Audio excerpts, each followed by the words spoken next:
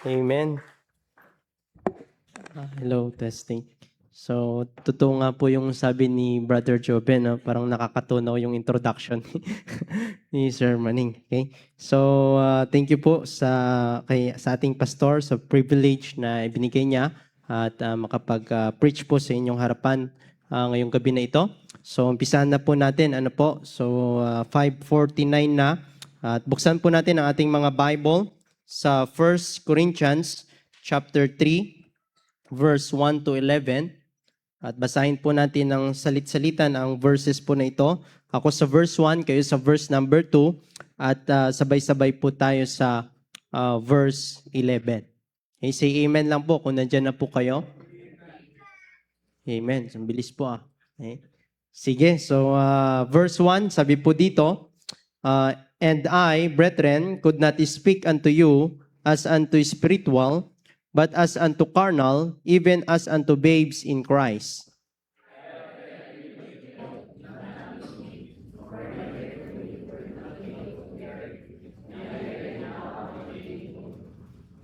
For ye are yet carnal, for whereas there is among you envying and strife and divisions, are ye not carnal and walk as men?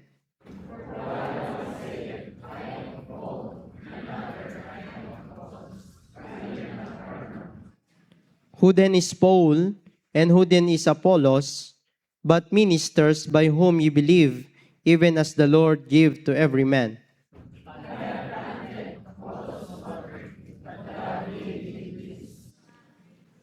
So then neither is he that planted anything, neither he that watereth, but God that giveth the increase.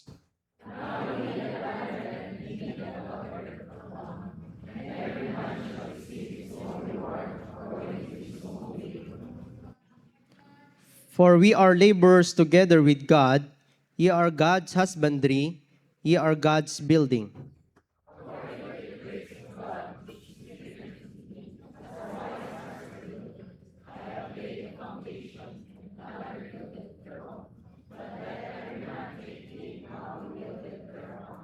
Sabay-sabay po tayo in verse 11.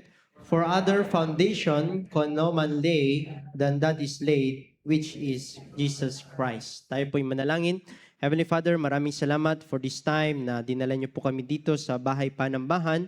Although ngayon po ay malamig, Panginoon, but salamat, Panginoon, at hindi niyo hinayaan na tama rin yung mga mananampalataya, Panginoon, na mapunta at sambahin kayo, purihin kayo sa pamamagitan ng awitan, at purihin kayo din, Panginoon, sa pamamagitan ng pagbibigay. Na I pray, O God, na sa amin pong pag-aaral ng inyong salita, tulungan niyo pong bawat isa, Panginoon, alisin niyo po yung anything na maghihinder sa kanila, at i-ready niyo po yung heart nila, Panginoon, sa pagtanggap ng inyong salita ngayon, yung mga challenge and rebuke, correction sa bawat isa sa amin, Panginoon, at encouragement to help us grow sa amin pong Christian life, O God. Ito ang dalangin in Jesus' name, Amen. Okay, so ang Book of Corinthians ay isinulat po ito ni Apostle Paul para sa mga taga-Corinth Church. Sapagkat doon po sa Corinth Church, nagkakagulo po sila. Meron po silang inggitan, merong mga dibisyon sa loob ng simbahan, at may mga immoralidad. At hindi lang po yun, kundi dahil po sa kanilang pag-aaway-away ay nagsasampahan po sila ng kaso. Kaya nga sabi ni Apostle Paul, believer kayo, pero ang judge nyo yung mga unbeliever. Kaya nagalit po si Apostle Paul po sa kanila. Kaya dito po sa verse 1, sabi ni Apostle Paul, And I, brethren, could not speak unto you as unto spiritual, but as unto carnal, even as unto babes in Christ. So sabi dyan, and I, brethren. So ibig sabihin, sila po ay mga ligtas na. Meron na po silang Holy Spirit, meron ng banal na espiritu sa kanilang puso. Pero ang problema, mga kapatid, hindi po sila spiritual. Kundi ang sabi dyan, sila po ay karnal. Kung maalala nyo, meron pong 3 klase ng tao sa Bible. Yung una is yung natural man. Mababasa natin sa 1 Corinthians chapter 2 verse 14. Ang sabi dito in 1 Corinthians chapter 2 verse 14, "But the natural man receiveth not the things of the Spirit of God, for they are foolishness unto him. Neither can he know them, because they are spiritual discerned." So ito po yung mga tao na hindi pa ligtas. Yan po yung natural man. Hindi pa sila ligtas. Ibig sabihin, wala pa po silang Holy Spirit sa kanilang buhay. Wala pang banal na espiritu. Kaya kung mapapansin nyo ang mga taong hindi ligtas, mga kapatid, hindi nila alam kung ano ang ginagawa nila. Akala nila tama yung ginagawa nila. Yung bisyo, akala nila okay lang basta nag-e-enjoy sila sa kanilang buhay. Kasi wala pa pong banal na espiritu eh. Wala pa pong re-rebuke sa kanila. Amen? Wala pa pong yung nagki-quench. Wala pa yung ginagawa, yung Holy Spirit, yung pagkilos ng banal na espiritu sa kanilang buhay. Kaya ang sabi ng Bible, sila po ay naliligaw. At yung pangalawa po is yung carnal man. So una, natural man. Pangalawa is carnal man. Okay? Sabi po dito sa 1 Corinthians chapter 3, verse 3, "For ye are yet carnal, for whereas there is among you envying, strife, and division, are ye not carnal and walk as men?" So yung carnal men po mga kapatid, ito yung mga taong ligtas na, meron na po silang banal na espiritu sa kanilang buhay, ngunit ang problema ay binabaliwala po nila ang Diyos. Ang gusto po nilang masunod ay yung kanilang sariling kagustuhan pa rin. Ayaw po nilang sundin kung ano yung kalooban ng Diyos. Ayaw po nilang sundin ang salita ng Panginoon. Amen? Kaya kung ikaw ay mananampalataya, ngunit wala pang nababago sa buhay mo, ibig sabihin mga kapatid, karnal ka pa. Amen? Kaya wag po tayong maging karnal mga kapatid. Okay? Yung mga karnal, wala po yung pagbabago sa buhay nila. Hanggang ngayon, karnal pa din yung pag-iisip nila, karnal pa rin yung pananalita, save ka na pero nagmumura ka pa. Ganun po yung mga karnal eh. Wala pong pagbabago. Karnal pa rin yung gawa nila. Amen? So, yan po yung mga bagay na ayaw po ng Diyos na mangyari sa atin bilang isang mananampalataya. Amen? Kasi ang gusto po ng Diyos, tayo po ay nag-grow. Amen? From natural man, ay dapat hindi na tayo nananatili sa karnal. Amen? Maunawaan po natin kapag baby Christian pa eh. Diba? Kasi nag-grow pa siya. Pero ang pinaka-goal po natin ay maging spiritual man po tayo. Amen? Yan po yung pangatlo. So una, natural man. Pangalawa, yun, nakikinig po. Kala ko natutulog na. Okay? Carnal man. Okay? Yung pangatlo, spiritual man. Okay? Minsan tinatawanan natin, masyado ka namang spiritual eh. Pero yun po ang nais ng Diyos. Amen? Na tayo bilang isang mananampalataya ay maging spiritual. Amen?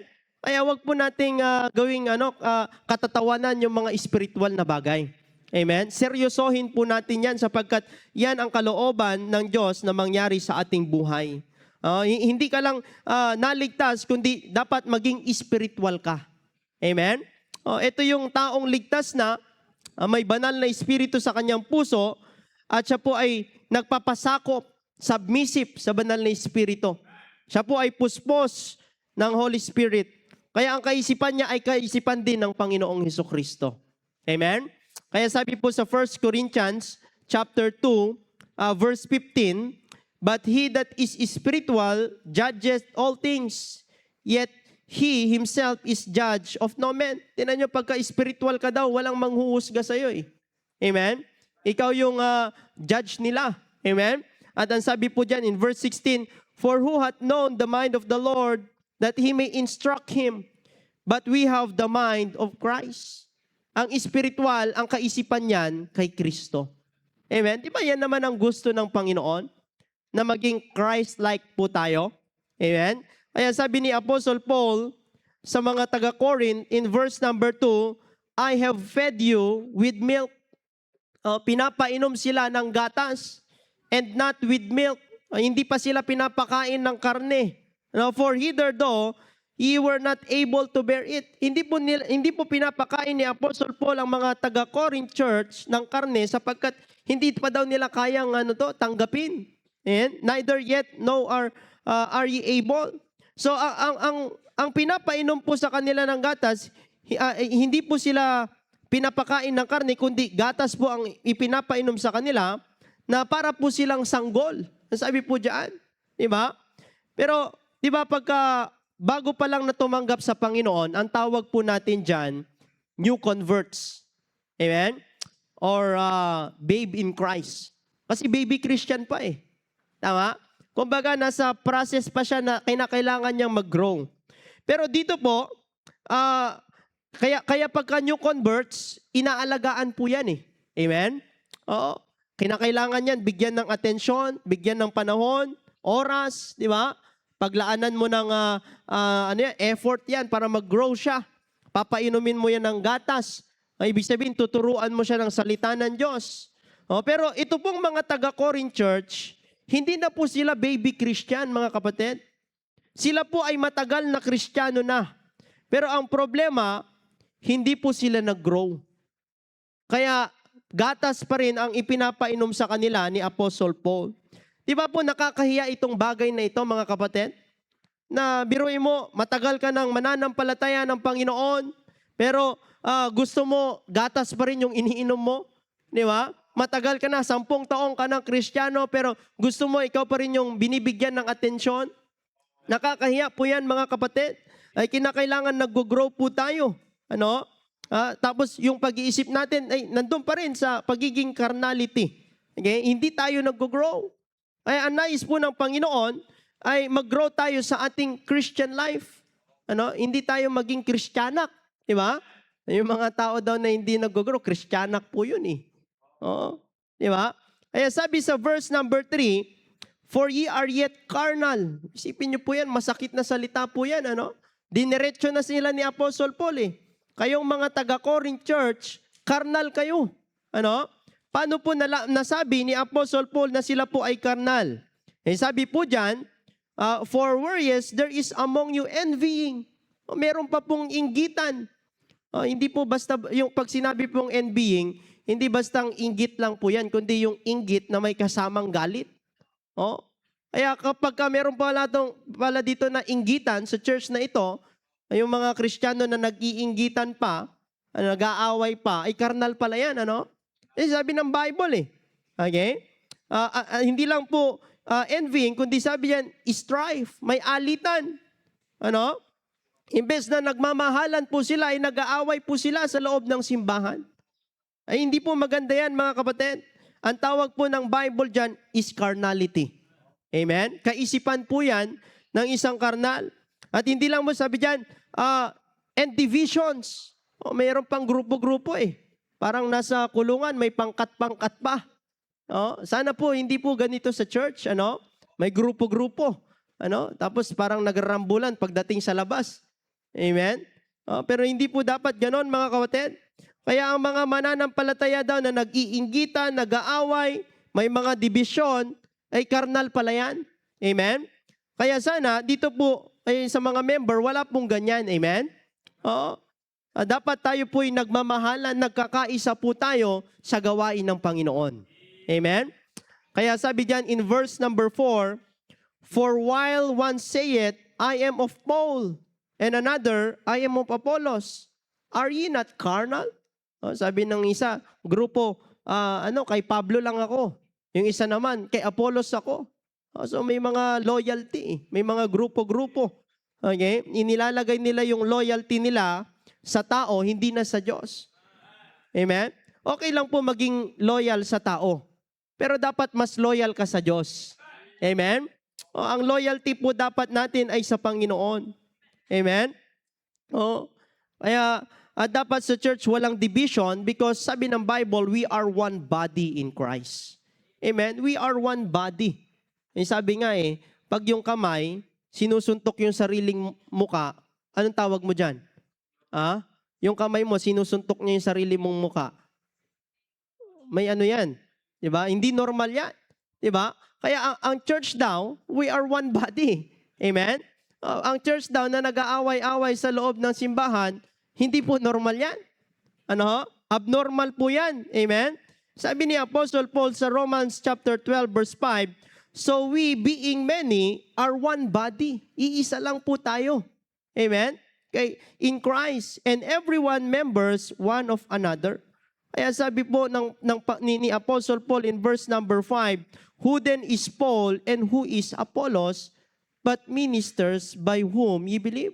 Kaya, sino ba si Paul? Sino ba si Apollo? Sila ay ministro ng Panginoon.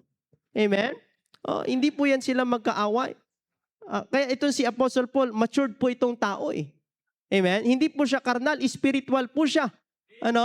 Hindi niya sinabi, kayong mga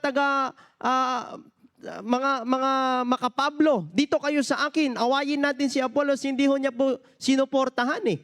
Amen? Ang ginawa niya, ni-rebuke niya, mga kapatid. Kaya sana, pagka may mga nag-aaway dito sa church, wala pong kampihan. Amen? Itama po natin, i-correct po natin. Amen? Oo. Pagbatiin, hindi paghiwalayin palalo. Amen? Opo. Kaya, sabi ni Apostle Paul, "Even as the Lord gave to every man." Kaya kung tayo ay ligtas na, ay huwag po tayong maging karnal. Amen? At kung karnal ka ngayon, mag-grow up ka. Amen? Maging spiritual man ka. Kailangan mag-grow tayo as a Christian. Magkaroon tayo ng desire to be a spiritual man. Diba? Kayo po ba, meron po ba kayong desire to be spiritual? Amen? Bilang isang mananampalataya, gusto natin mag-grow tayo eh. Kaya nga sabi nila, faith is not stagnant. Amen? Dapat yung faith mo nag-grow yan. Okay? Kaya nga laging sinasabi po ni Pastor, be holy. Amen? Be holy. Sabi ng Panginoon, be ye holy, for I am holy. Ano po ba yung ibig sabihin ng holy, mga kapatid? Pag titignan po natin, ang Panginoon, siya po ay holy, ibig sabihin siya po ay perfect. Wala po siyang kasalanan. Tayo po, hindi po pwedeng wala tayong kasalanan. Nagkakasala po tayo. Pero ang gusto po ng Panginoon, maging holy ka, maging perfect ka. Ano po yung perfect? Maging fully matured Christian ka. Amen? Parang si Job, di ba? Dinescribe siya as a perfect man. Ibig sabihin, spiritual man po siya. Hindi ibig sabihin na hindi nagkasala si Job. Kundi siya po'y tinawag na perfect kasi sabi po dun sa mga sumunod na verses, he eschewed evil. Ibig sabihin, iniiwasan niya yung mga masasama. Amen? Kaya ganun po dapat tayo, mga kapatid. It is our duty to iwasan yung mga masasamang bagay sa ating buhay. Amen? Kaya nga sabi ng Panginoon sa atin, resist the devil and he will flee from you. Responsibility po natin na i-resist ang dyablo sa ating buhay. Amen?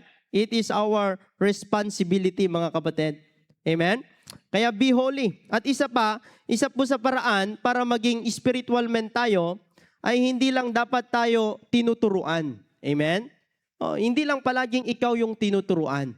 Dapat, itry mo din na magturo. Amen? Dapat nagtuturo ka din. Part yan ng growing mo as a Christian. Nagtuturo ka din ng salita ng Diyos.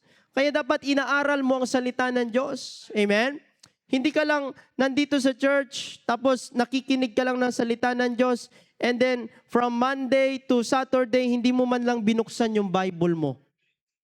Dapat binubuksan mo yung Bible mo sa bahay. Amen? Hindi lang dito ka sa church, spiritual ka. Pero dun sa bahay mo, karnal ka na. Hindi binubuksan ang Bible, binabasa po yan.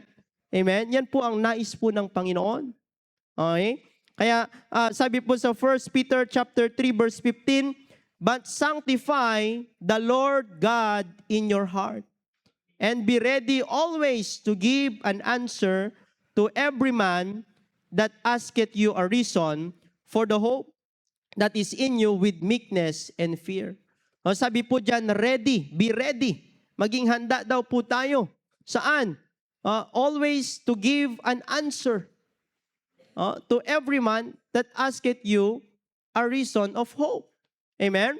So paano po tayo magiging handa sa pagtuturo ng salita ng Diyos? Ay kinakailangan po nag-aaral tayo ng salita ng Panginoon. Amen? Para kapag tinanong ka, alam mo kung saang verse mo sasagutin yun. Amen? Nakakalungkot ngayon. Tatanungin ka, paano mo nasabi saan sa Bible na sinasabi na tatlo ang persona ng Diyos? Sabi ka ng sabi, basta tatlo ang nasa Bible yun. Hindi mo naman alam kung nasaan. Oh, di ba? Kaya kinakailangan alam natin kung saan natin bubuksan. Saan nga ba yun? 1 John chapter 5 verse 7. Di ba? Oh. So kaya dapat inaaral mo. Amen? Para nag-grow po tayo. Okay? So hindi po tayo makakasagot sa mga tanong nila kung hindi tayo mag-aaral ng salita ng Diyos. At sabi diyan, ang vision po ng ating pastor po ngayon ay to have a fruit that remain. Magbunga po tayo. Amen? At tandaan po natin, mahirapan po tayo magbunga kung karnal po tayo. Amen? Kailangan maging spiritual tayo. Ibig sabihin, magbunga po tayo. Yung bunga na hindi lang mananatili, kundi nagbubunga rin. Amen? Maganda po yun eh. Maganda na nagkakaroon ka ng bunga tapos nananatili yung bunga mo. Pero di ba mas maganda na hindi lang nanatili yung bunga mo, nakikita mo na namumunga pa. Amen? Ibig sabihin, naturuan mo rin silang hindi lang mag-soul winning, kundi mag-disciple. Amen? At isipin nyo lang po, imagine nyo, kung ang bawat Kristiyano po dito, mananampalataya, ay nagsusoul winning and nagdi-disciple. Mamumultiply po tayo. Amen?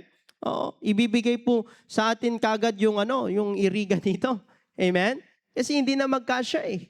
Amen? So yun po ang nais po ng Panginoon po sa atin. Be fruitful. Okay? Kaya ang title po natin mga kapatid is How to be Fruitful. Amen? How to be fruitful. So paano ba maging mabunga? Amen? Paano ba tayo magkakaroon ng bunga? Of course, kung karnal ka, hindi ka magbubunga. Amen? Amen po ba? Okay. Tapos pagka ikaw ay karnal, baka yung bunga mo karnal din. Mahirap po yun. Amen? No, magkakaroon talaga ng division sa church. Okay? Kung spiritual ka, magbubunga ka. Amen? Magbubunga ka. Palaging sinasabi sa atin, hindi lang tayo iniligtas ng Diyos para mapunta sa langit. Iniligtas din tayo ng Diyos para magamit niya at mamunga. Amen? Tingnan niyo po sa Mark chapter 11, verse 13 to 14. Sabi po dito sa Mark chapter 11, verse 13 to 14, ang sabi diyan, and seeing a fig tree afar off, having leaves, he came in haply he might find anything thereon. And when he came to it, he found nothing but leaves, for the time of figs was not yet. So ito po ang Panginoong Hesukristo, lumapit po siya doon sa puno, at naghahanap po siya, nagbabakasakali na meron pong bunga. Okay? So tayo po parang ito po para po tayong puno Hinahanapan po tayo ng Panginoon ng bunga. Amen? At ang sabi po diyan, wala po siyang nahanap. Kasi hindi pa season ng fig tree. Nagugutom ang Panginoon. In verse 14, sabi po dito, and Jesus answered, said unto it, no man eat fruit of thee hereafter forever, and his disciples heard it. So, sabi ng Panginoon, dahil wala po siyang nakitang bunga, ang sabi, ikinurse ng Panginoon yung puno. Ang sabi niya, simula ngayon, wala nang taong makakakain ng bunga mo. At in verse 20 po, tingnan natin. In verse 20, and in the morning, as they passed by, they saw the fig tree dried up from the roots. So yung puno na kinurse ng Panginoon, nalanta. Kaya dito natin makikita mga kapatid na galit po ang Panginoon sa mga Kristiyanong hindi namumunga. Amen? Galit po siya. Galit po ang Panginoon sa mga mananampalataya na hindi na nagbubunga. Kaya magbunga ka. Amen? Parang wala nang mag-amen Okay. Gusto niyo po bang magkabunga? Amen? Okay. So sabi po dyan sa John chapter 15, verse 6, ye have not chosen me, but I have chosen you, and ordained you that you should go and bring forth fruit, and that your fruit should remain. That whatsoever you shall ask of the Father in my name, ye may give it to you.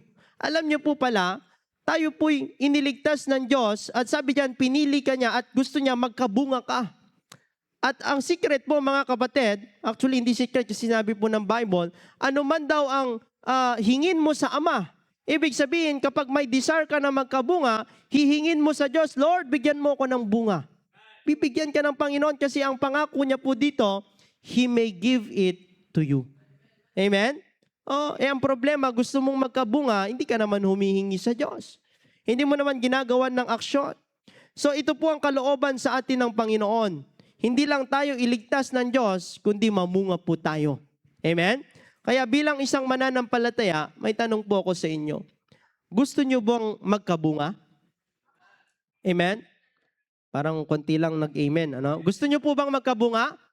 Amen. Okay? So, how to be fruitful.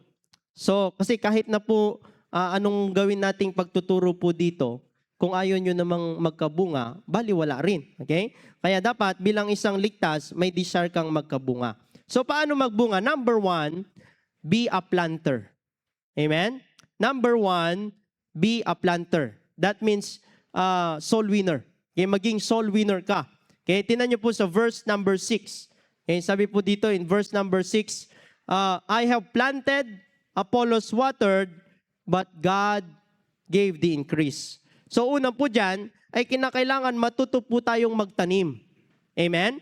Hindi po ng sama ng loob, ha? Okay? Magtanim po tayo ng salita ng Diyos. Ano? Kasi hindi po tayo magbubunga kung hindi tayo marunong magtanim. Amen? Pangit naman yung inanim mo yung tanim ng iba. Pag nanakaw na yun. Amen? Kaya dapat matuto po tayong magtanim, mga kapatid. Ano pong itatanim po natin? Magtanim po tayo ng salita ng Diyos. Amen? Magtanim tayo ng salita ng Diyos sa puso ng tao. Itanim po natin yung gospel, the death, burial, and resurrection of our Lord Jesus Christ. So every believer, I encourage you, be a planter. Amen? That means be a soul winner. Kasi sabi po ng Panginoon sa Matthew 28 verse 19, Go ye therefore and teach all nations, baptizing them in the name of the Father, and of the Son, and of the Holy Ghost. So ito po ay hindi suggestion ng Panginoon sa atin. Amen? Hindi po to optional na gagawin mo kung gusto mo, kung ayaw mo, wag. Hindi po ganon. Amen? Ito po ay command sa atin ng Panginoon para sa mga ligtas. Amen? Kaya ang sabi po ng verse na ito, go ye. Ibig sabihin mga kapatid, pupuntahan po natin yung mga taong hindi ligtas at sasabihin kung paano maligtas. Hindi po sinabi diyan na sila yung pupunta sa atin para magtanong kung paano maligtas. Amen? Kundi tayo po ang dapat pumunta sa kanila. So inuutusan ka ng Panginoon, go! Pumunta ka sa kanila, puntahan mo sila and win them. Amen? Yan po ang nais po ng Panginoon. Okay? Alam niyo po, naniniwala ako na kung ikaw ay tunay na naligtas, meron kang desire sa iyong puso na mag-soul winning. Amen? Oo. Meron kang desire. Oo. Ang problema nga lang, hindi ka pa marunong mag-soul winning. Nahihiya ka kasi hindi ka marunong. So anong paraan? Ang paraan ay para matuto ka, go, just go. Amen? Pumunta ka lang, sumama ka lang sa marurunong.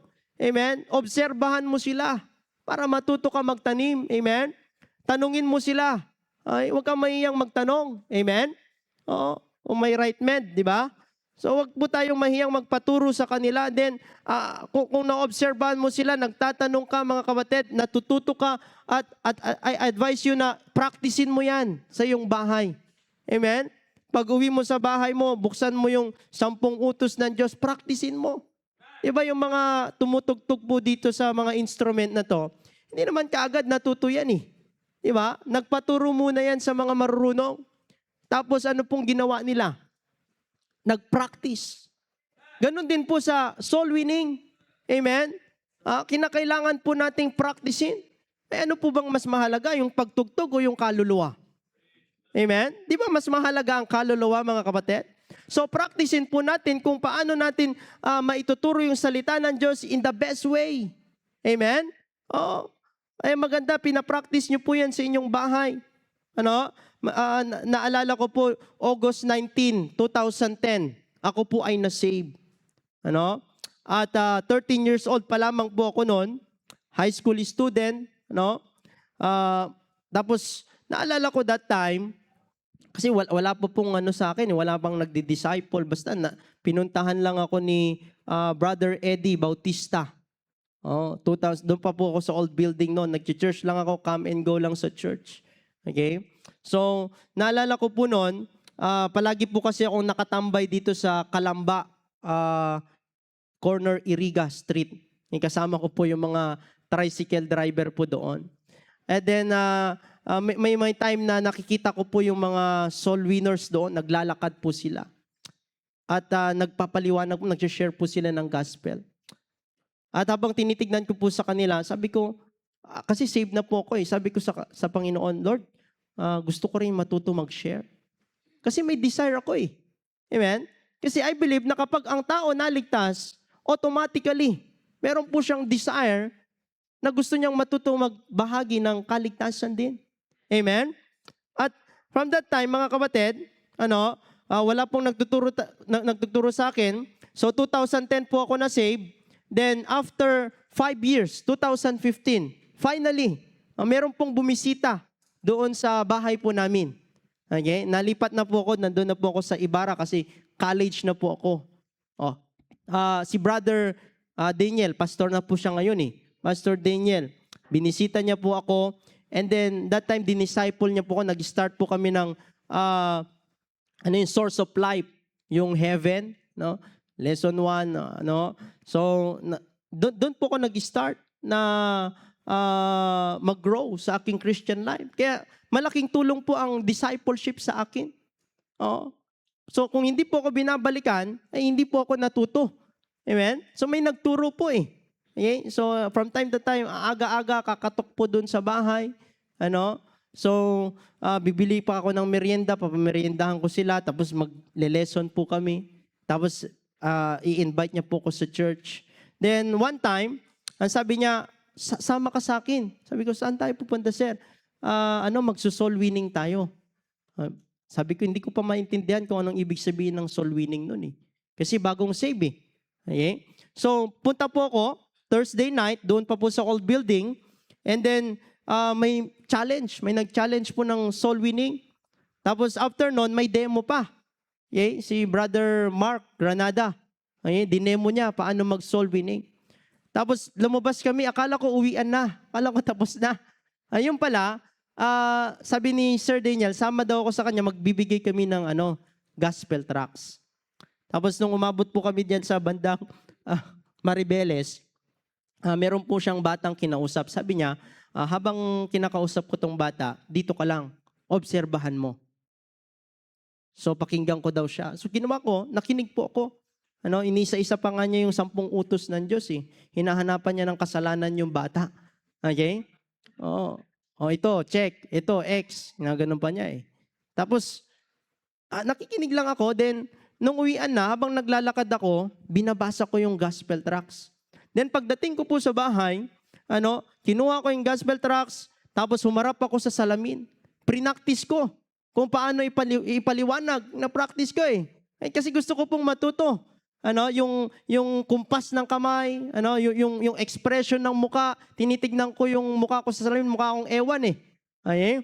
Pero, gusto ko lang matuto. And then finally, sumama po ako doon sa Baysa, diyan dito sa malapit sa EBB, sa Baysa. Okay? At doon po ako unang nakapag-soul winning ng bata. Nanginginig pa po ako noon mag-soul winning. Tapos natutuyaan pa ako ng laway. Pero alam niyo po, na-save, tumanggap po yung bata. At yun po, hindi ko po makakalimutan yun kasi yun yung first time ko mag-soul winning. At hindi ko po maipaliwanag yung joy na naramdaman ko nung ako po ay unang nakapag-share ng gospel. Kasama ko po noon si Brother Gian. Hindi po yun nawala nasa ibang church na po. Kaya I encourage you mga kapatid, be a planter. Amen? Maging planter po tayo. Si Apostle Paul, kahit po saan siya mapunta, nagtatanim po siya ng gospel sa puso ng tao. Wag po tayong mahiyang magtanim. Amen? Kasabi ng Bible sa Romans 1:16, "For I am not ashamed of the gospel of Christ. For it is the power of God unto salvation to everyone that believeth, to the Jew first and also to the Greek." So wag po tayong mahiya because sabi po dito, God gave us the authority to share the message of salvation. Amen? Meron po tayong authority na i-share ang salvation na natanggap po natin. Sapagkat ang command po nan ay nanggaling po sa Panginoon. Ano po sabi ng Panginoon? All power is given unto me in heaven and in earth. Ibig sabihin ng Panginoon po, siya po yung final authority. At kinumand ka po niya para mag-share ng gospel. Kaya pwedeng hindi po maligtas ang isang tao, pero magtanim ka lang. Amen? Kasi may pangako po ang Diyos eh. Sabi sa Psalm 126, ito po yung pangako po ng Panginoon kapag nagtatanim po tayo. "They that sow in tears shall reap in joy. He that goeth forth and weepeth, bearing precious seed, shall doubtless come again with rejoicing, bringing his sheaves with him." Hindi po madali ang magtanim, pero kapag ginawa mo yan consistently, mga kapatid, merong pangako ang Panginoon na magbubunga ka. Amen? Magtanim ka lang, magbubunga ka. Amen? Oo.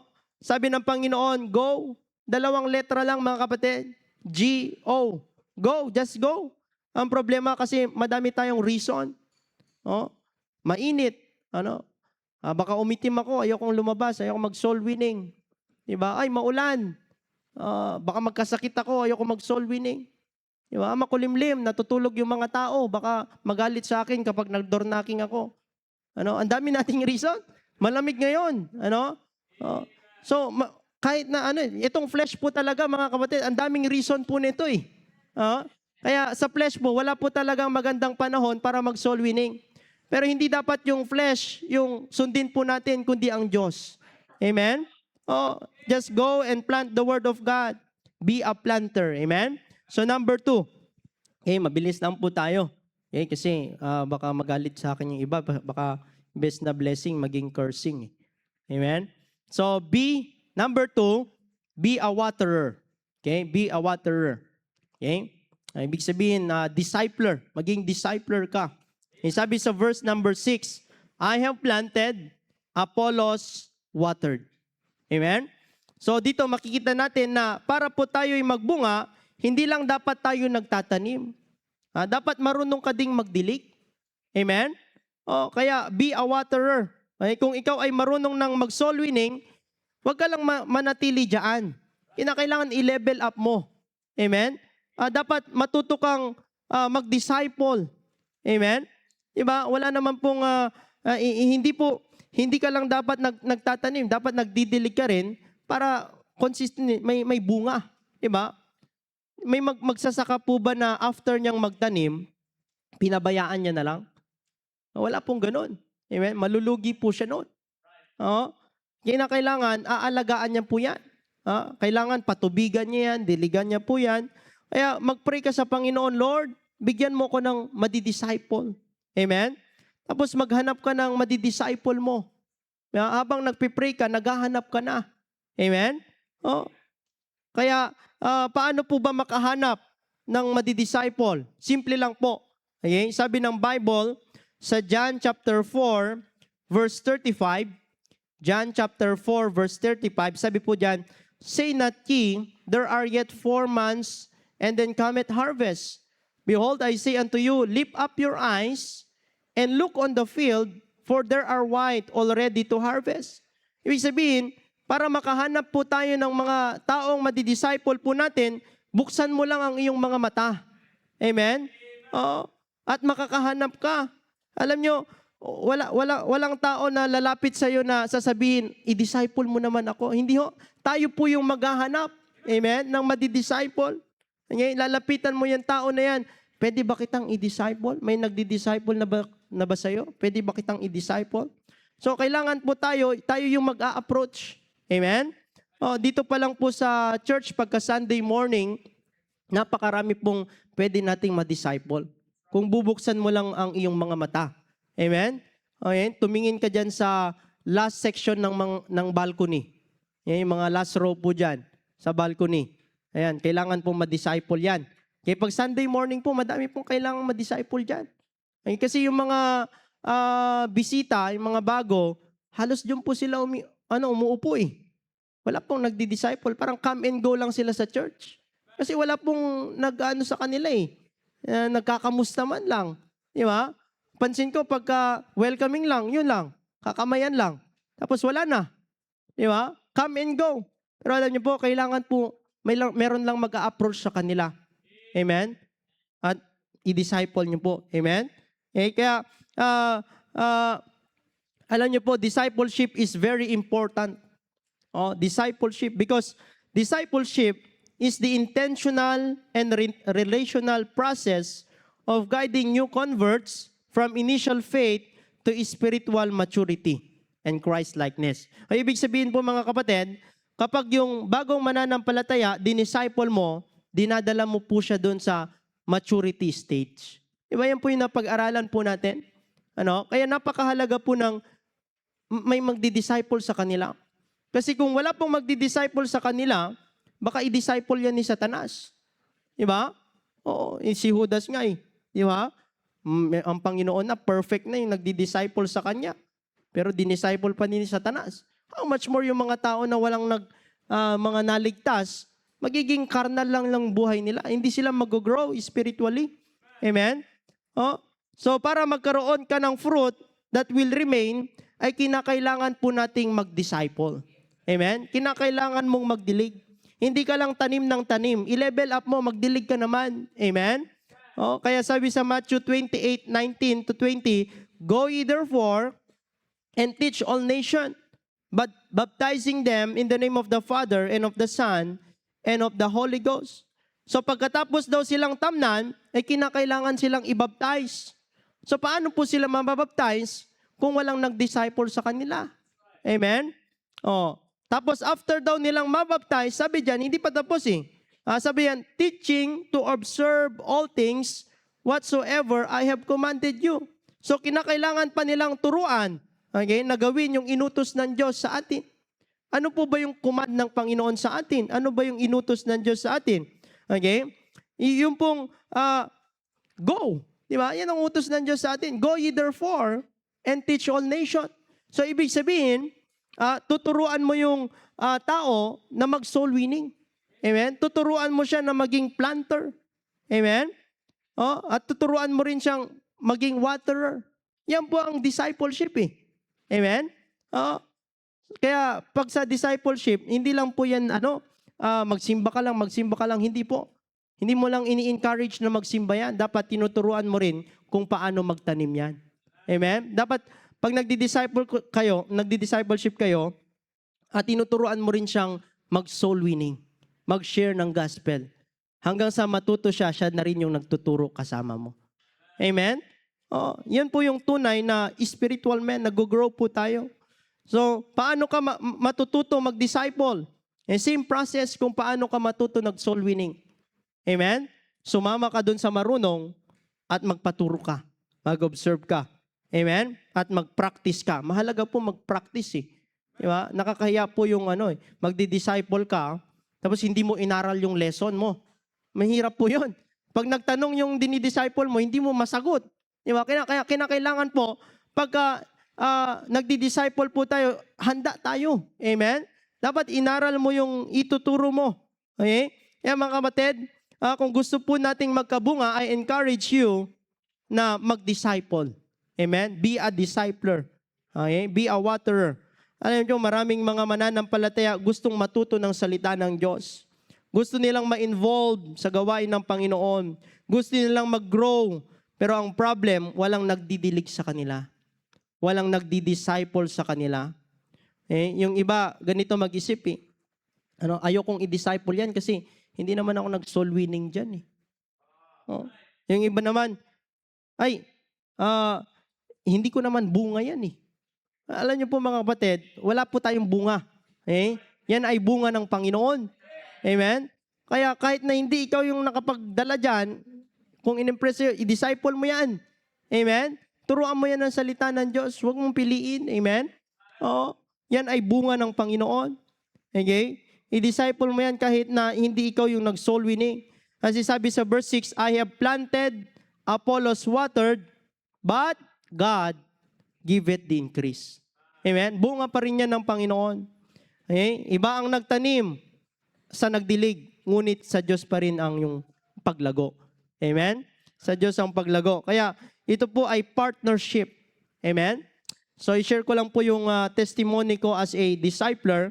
Nung natuto po akong mag-soul winning, marami po akong nawi-witnessan kasi required po sa Bible Institute na sumama sa soul winning. So hindi lang po ako sumasama ng Thursday, pati Friday. Okay? So volunteer pa lang po ako noon. So marami po akong nasa-soul winning, pero napansin ko, wala pong bunga. Okay? Walang bunga. Kaya sabi ko, gusto ko matuto mag-disciple. Kaya nung nag-Bible college po ako, napunta po ako doon sa route ng Balot-Tondo. At doon po, marami po akong na-disciple na mga naligtas. Yung iba, nag-grow. Yung iba, nawala. Pero ganun po talaga eh. Pero marami pong kabataan tayo na disciple doon. At isa na po doon si Sir James, si Kuya James. Naalala ko po yan, 3 po yan sila eh. Disciple ko po. Ngayon, preacher na rin. Amen? So, 3 po yan. Siya lang nawala. Ay, siya pala yung nanatili. Yung 2, naligaw. Okay? So, at saka si John Mark, yan, na disciple ko po yan. 4 po yan sila. 4 po yan sila na disciple ko dati. Yung kuya niya, siya, tapos si Tambi, tapos si Francis. Pero si John Mark nalipat na po dun sa Sabarte. Pero Bible Institute student na po ngayon. So dun po, nakita ko yung bunga. Amen? Sa pagdi-disciple. Kasi kung soul winning ka lang ng soul winning, mahirapan kang magkabunga. Kinakailangan talaga, i-disciple mo yan. At hindi po madali ang mag-disciple. Oo. Kasi minsan, tuturuan mo sila ngayong week, tapos pinaalalahanan mo, di ba? Talagang strong pa yung pagtuturo mo, pang pinapagalitan mo na sila. Tapos the following Sunday, susunduin mo ang aga-aga mo dun. Hindi pa gising. Tapos mamaya daming reason. Ayaw pumunta ng church. Pero kinakailangan mo lang maging makulit. Amen? Kinakailangan mo lang silang katukin, talagang i-push mo sila. Kasi baby Christian eh. Kailangan mong alagaan. Amen?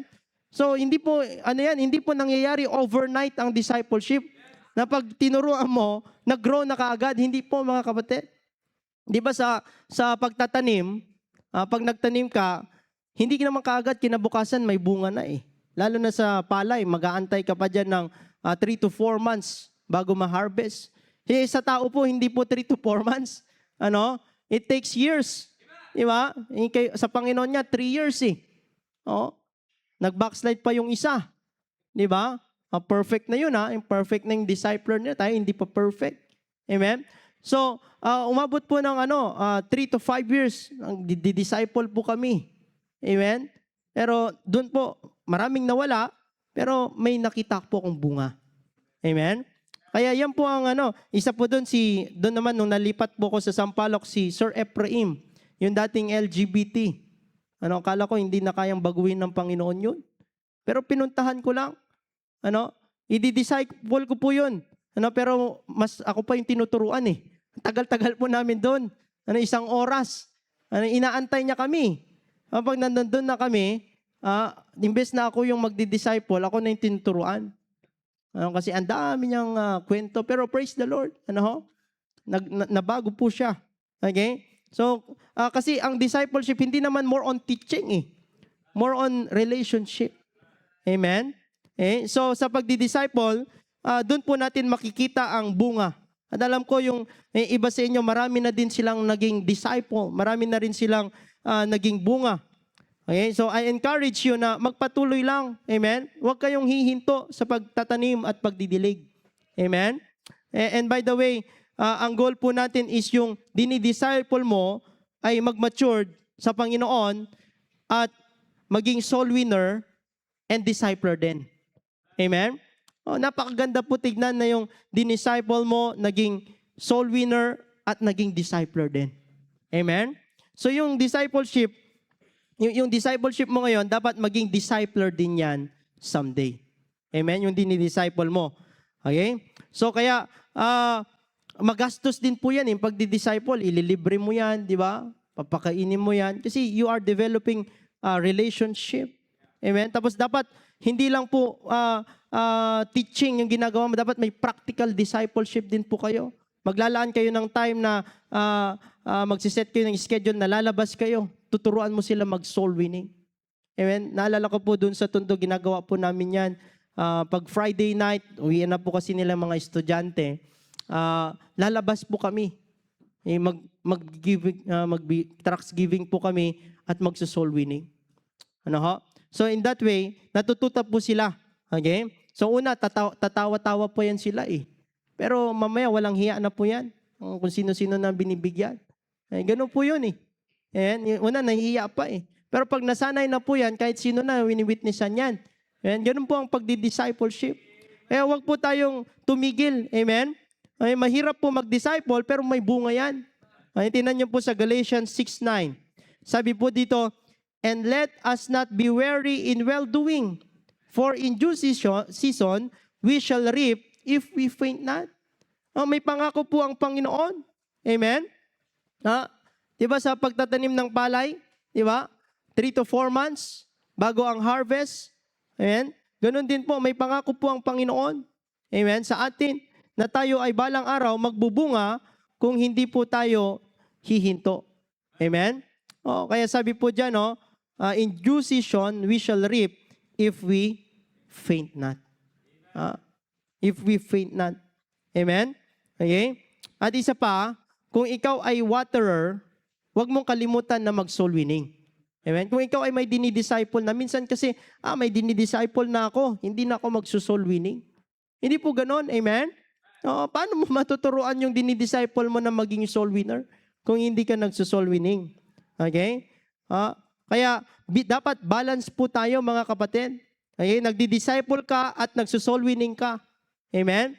Biruin mo, Bible school student ka or Sunday school teacher tapos hindi ka naman nagso-soul winning. Diba? Nakakaya po yun sa Panginoon. Mas maganda yung discipler ka na, soul winner ka pa. Amen? Si Apostle Paul, hindi lang naman siya planter.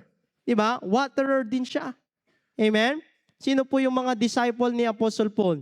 Si Timothy. Diba? Tsaka si Titus. Yan, mga dinidisciple niya. Si Apollos din po. Hindi lang siya waterer, soul winner din po siya. Amen? Planter din po siya. Sabi sa Acts 18. Acts 18, 24 to 28. And a certain Jew named Apollos, born at Alexandria, an eloquent man and a mighty in the scripture, came to Ephesus.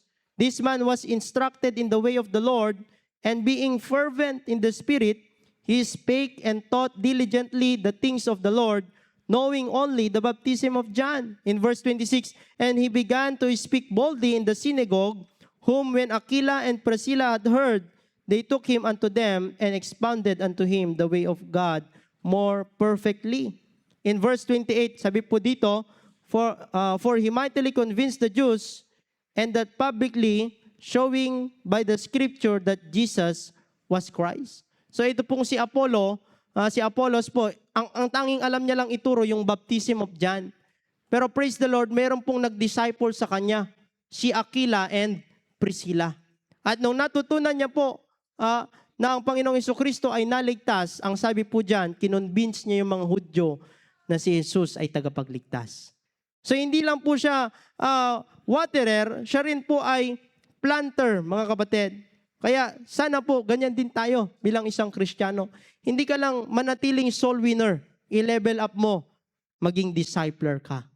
Amen? At kung ikaw ay nagdi-disciple na, huwag mong kalimutan yung soul winning. Amen? Balance. Number 3 and last, be prayerful. Amen?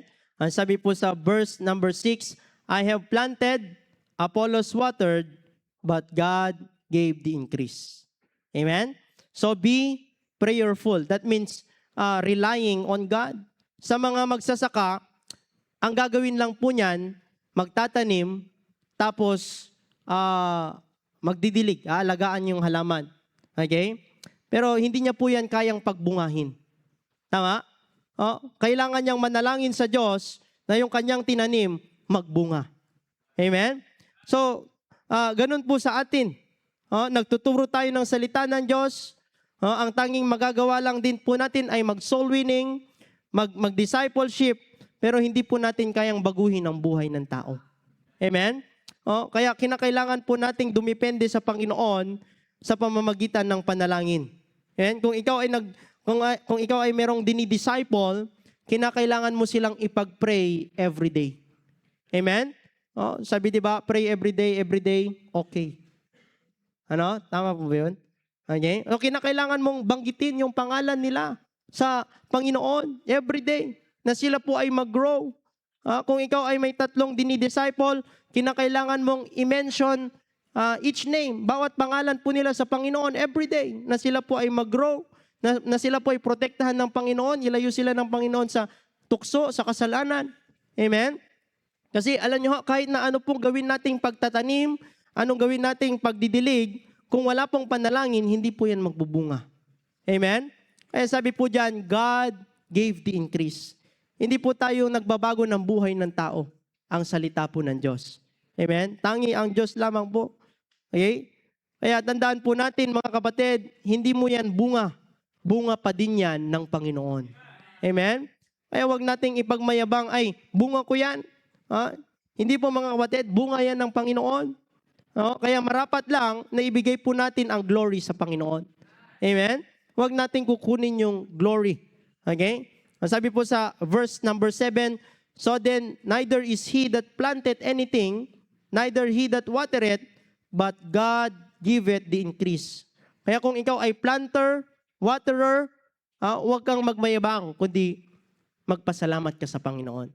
Because it is a privilege. Amen? Being a soul winner and a discipler is a privilege sa Panginoon. Amen? Privilege po yan. Kaya, kayong mga dating nagso-soul winning, pero huminto na, bumalik ka ulit. Amen? Kasi privilege yan eh. Kung dati kang nagdi-disciple, tapos huminto ka, bumalik ka ulit. Amen? Huwag kang, kung nawala yung dinidisciple mo, maghanap ka. Marami pa dyan. Amen? Marami pang kailangang turuan. Sabi ng Panginoon, the harvest truly is plenteous. Pero kulang yung laborers. Okay? Sabi sa verse 8, now he that planted and he that watereth are one, and every man shall receive his own reward according to his own labor. So balang araw, kapag nagpatuloy tayo, hindi tayo tumigil, nagpatuloy tayo sa pagtatanim, sa pagdidilig, ipinanalangin mo yan, naging faithful ka, ang sabi dyan, meron kang reward. Amen? Meron po tayong reward sa Panginoon. Ang reward po ay hindi po yan sa pagalingan. Amen? Hindi po yan sa talent mo. Hindi yan spiritual gift. Amen? Kundi, sabi po dyan, every man shall receive his own reward according to his own labor. Yan ay according to your own labor. Amen? Kaya sabi sa verse 9, for we are laborers together with God, ye are God's husbandry, and ye are God's building. Amen? So sa lahat ng nagawa ni Apostle Paul sa ministry, nagawa niya yan sa biyaya ng Panginoon. Kaya sabi sa verse 10, according to the grace of God, which is given unto me. Ay hindi po tayo magiging planter or waterer, kundi lang dahil sa biyaya ng Panginoon. It's all by the grace of God, mga kapatid. So bago po ako magtapos, meron lang po akong gustong i-share sa inyo. Meron po ako dating bina-Bible study doon sa Balot Tondo. Okay? At halos 1 year ko rin po silang bina-Bible study. Time po yun ng COVID-19. Tapos isang araw, nagsara yung pinagtatrabuhan nilang tinapayan. Kaya umuwi po sila, yung isa umuwi sa Samar. So nalungkot po ako. Sabi nga ni Sir Manning, pag nawawalan ka ng Bible study, nalulungkot ka. So, kaya, binabayaan ko yan. So after a month, nag-chat sa akin yung dati kong bina-Bible studying isa. Sabi niya, Brother Patrick, nag-surrender po ako sa Panginoon. Gusto ko pong mag-full time. Gusto ko pong mag-aral dito sa LBCI. Ano? Sabi niya, ang problema, wala akong pamasahe. Excited ako kasi nagbunga. Nag-surrender. So sabi ko, ako nang bahala sa pamasahe mo, pumunta ka dito. So excited ako. Papadala ko. And then, after isang araw, nag-chat siya, sabi niya, hindi na pala ako matutuloy. Sabi ko, parang pinapaasa naman ako nito. Masaya na ako, nalungkot ulit tapos, sabi niya, dito na lang ako magpo-full time. Doon sa church, doon sa Samar, Baptist Church din. Sabi ko, baka mag-quit ka lang dyan, malapit lang yung bahay mo dyan, dito ka na lang. Pero wala talagang doon siya. Okay? So sabi ko, pinabayaan ko na, wala na. So after 3 years, lumipas ang panahon, naimbitahan si Pastor Ramil somewhere in Samar. At nag-preach po sa doon. At pagbalik dito ni Pastor, may sinabi siya sa akin, Brad, meron kang tinuruan doon si Brother Junel. Ito po yung, may picture po sila Yan po, si Brother Junel Eneria. Siya pala ay graduate na sa Bible School at naging song leader po siya doon sa church. Amen? So akala ko, walang bunga, akala ko nasayang. Pero hindi po pala. Iba lang talaga yung plano ng Diyos sa plano ko. Minsan kasi pinaplano ko yung dinidisciple ko Pero hindi pala. Bunga pala yan ng Panginoon. So may bunga po mga kapatid. Amen? Basta't magpatuloy lang po tayo. Ang gusto lang ng Panginoon ay maging planter, waterer, at prayer. Okay? So tayo po'y tumayo at sana po'y na-encourage po kayo na challenge sa salita po ng Panginoon. Manalangin po tayo. Heavenly Father, maraming salamat po sa time na ito na kami po ay nakapakinig ng inyong salita. I-bless niyo po, Panginoon, ang invitation at mga members na gagawa ng desisyon ngayong gabi na ito, Panginoon. Habang po nakapikit ang mata at nakayuko ang ulo, habang tumutugtog ang piano, I invite you na pumunta po dito sa harapan, lumuhod ka sa altar, mga kapatid, kung Panginoon ay nangusap sa iyo. Ang challenge po sa atin ng Panginoon this evening is, kung ikaw ay bagong ligtas pa lamang, magkaroon ka ng desire. Nagsisimula po yan sa desire. Desire to be a planter ng salita ng Diyos. Kung hindi ka pa marunong, why not sumama ka lang sa marunong, magpaturo ka. Hanggang sa matutunan mo at makapagbahagi ka na rin ng salita ng Diyos. Pero kung ikaw naman ay nagsosoul winning na, huwag kang manatili dyan sa level na yan. Ipanalangin mo sa Panginoon, Lord, gusto kong matutong maging isang waterer. That means maging discipler ka. Panginoon, bigyan mo ko ng madi-disciple. Alam mo mga kapatid, doon mo makikita ang bunga. At yung ikaw ay nagdi-disciple, magpatuloy ka lang. Huwag kang hihinto. Kung ikaw ay soul winner na, magpatuloy ka lang. Huwag kang hihinto. And continue praying sa mga tao na dinidisciple mo. Mga kapatid, napakaraming kailangang i-disciple dito po sa church.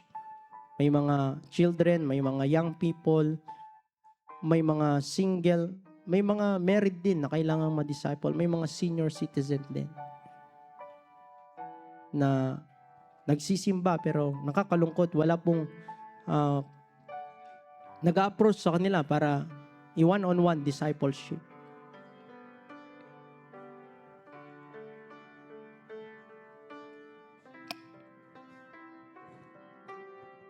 Kaya make a decision, Lord, ayoko lang na maging isang soul winner, gusto ko rin maging isang discipler. Tayo po'y magsara sa panalangin.